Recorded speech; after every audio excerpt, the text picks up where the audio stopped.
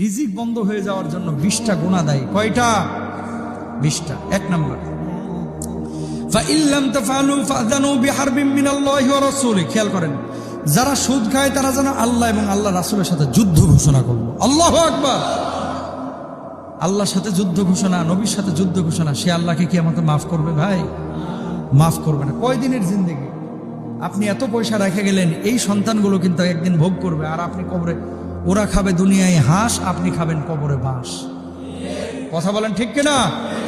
আপনি কামাচ্ছেন কার জন্য? ছেলে মেয়েদের জন্য না। আপনি কয় টাকা খান? কামাচ্ছেন তো ছেলে মেয়ে বউ বাচ্চার জন্য।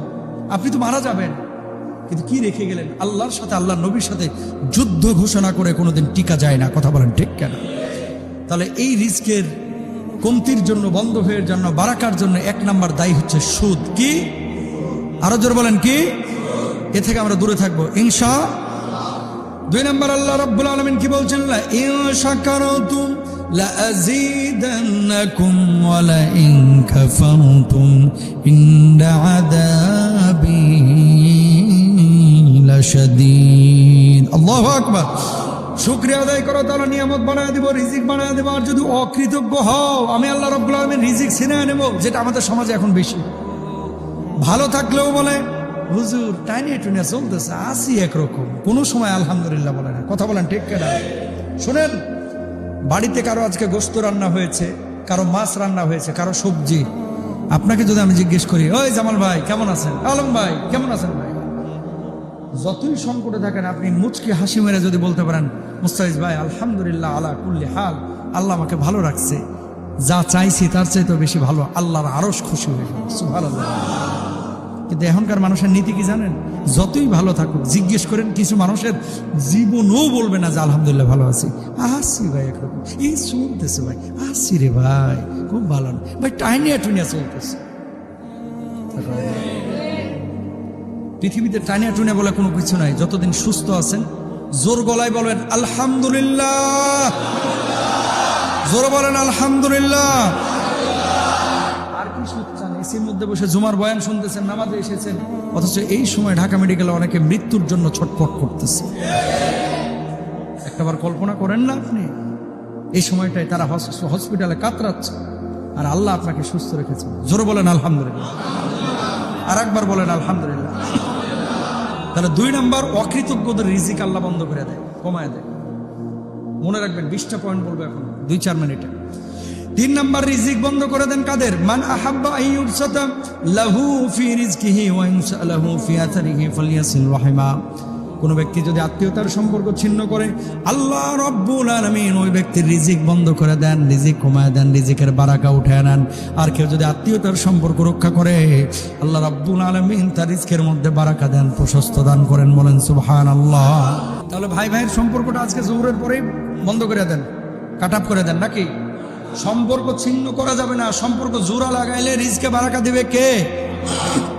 কল্পনা করতে পারেন, এগুলো কিন্তু হাদিসের কথা, আমার না, যে রিজকের সাথে আত্মীয়তার সম্পর্ক রক্ষা করা, এটা দায়ী।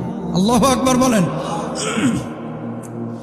এরপর আল্লাহর নবী বলছেন অসততা। ব্যবসায় মিথ্যা কথা বললে সাময়িক লাভ হয়, কিন্তু স্থায়ী লাভ করা যায় না। মান গসানা ফালাইসা মিন্না। যে ধোঁকাবাজি করে সে আমার দলভুক্ত না। হয়তো বা চিটারি বদমাইশি করে কিছু কিছু লোক আছে, দেখেন না, 3 টাকার জিনিস 30 টাকায় বেচে। আমার এক দোস্ত, তিনি বললেন যে ভাই আমার মেয়েটা অসুস্থ, থাইল্যান্ডে 20 লাখ টাকা ওই যে কেমোতে চাচ্ছে।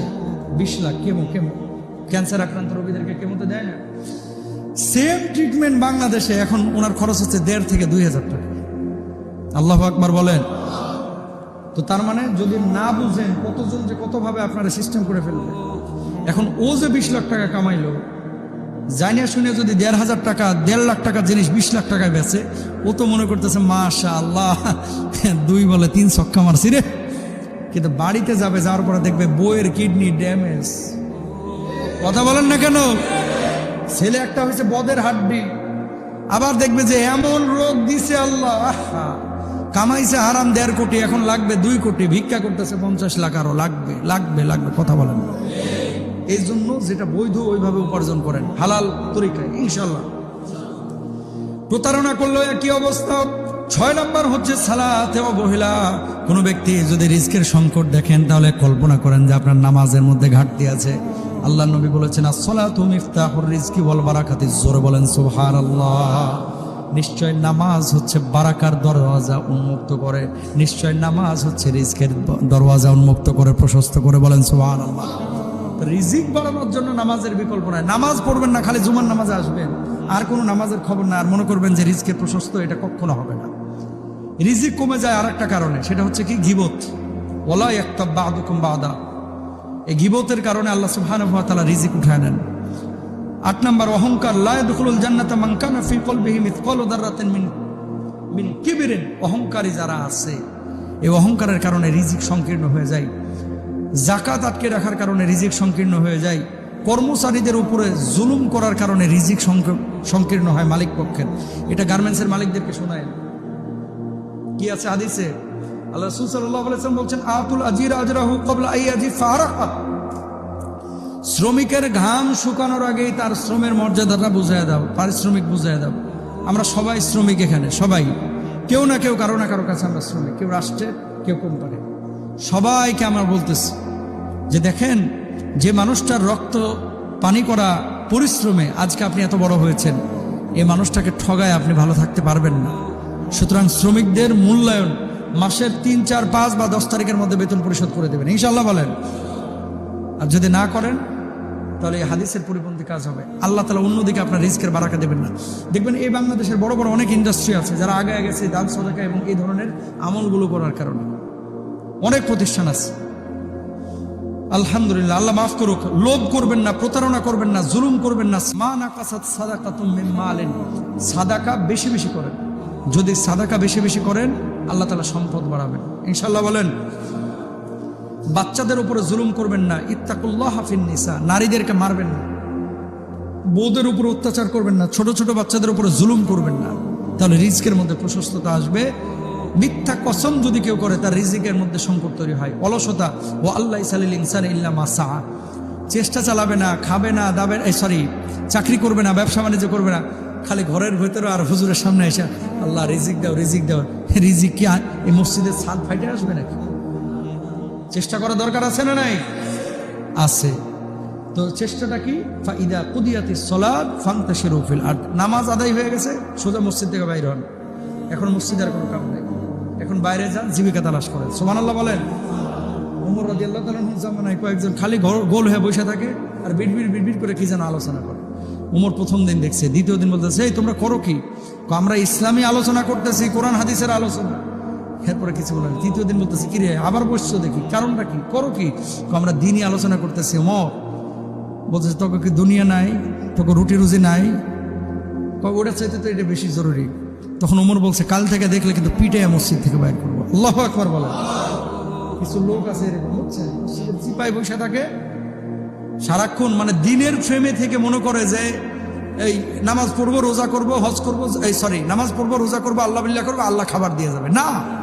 আল্লাহই বলেছেন যে জমিনে ছড়ায় পড়ো, মসজিদে আসবা ইবাদতের জন্য, তালিমে বসবা, হালাকায় বসবা, ওয়াজ শুনবা, মাহফিল শুনবা, কিন্তু কাজের সময় কাজ আগে, ওটাও ইবাদত। সুবহানাল্লাহ বলেন।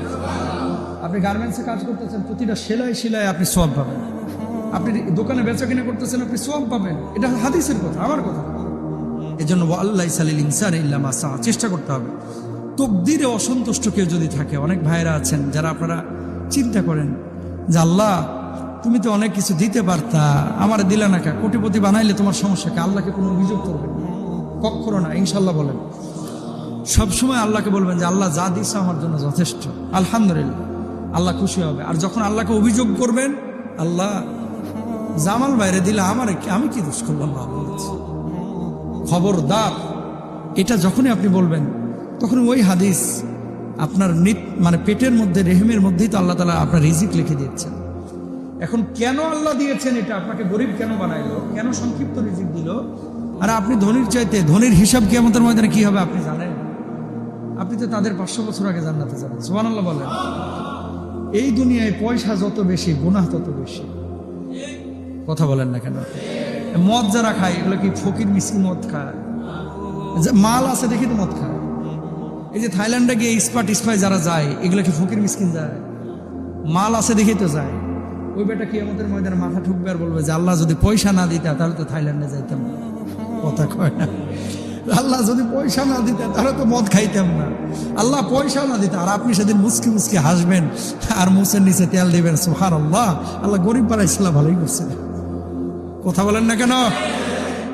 পৃথিবীতে বড় কিছু পাপ আছে যেই পাপগুলো করার জন্য মাল লাগে, মাল, ঠিক না? কি লাগে? টাকা লাগে, পয়সা লাগে।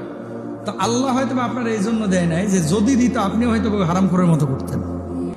এটা তো আপনি জানেন না, এটা তো আমি জানি না। মনে রাখবেন, নবীজি বলেছেন, আমি ধনাঢ্যতাকে ভয় পাই, গরিবকে ততটা দিনের জন্য ভয় পাই না।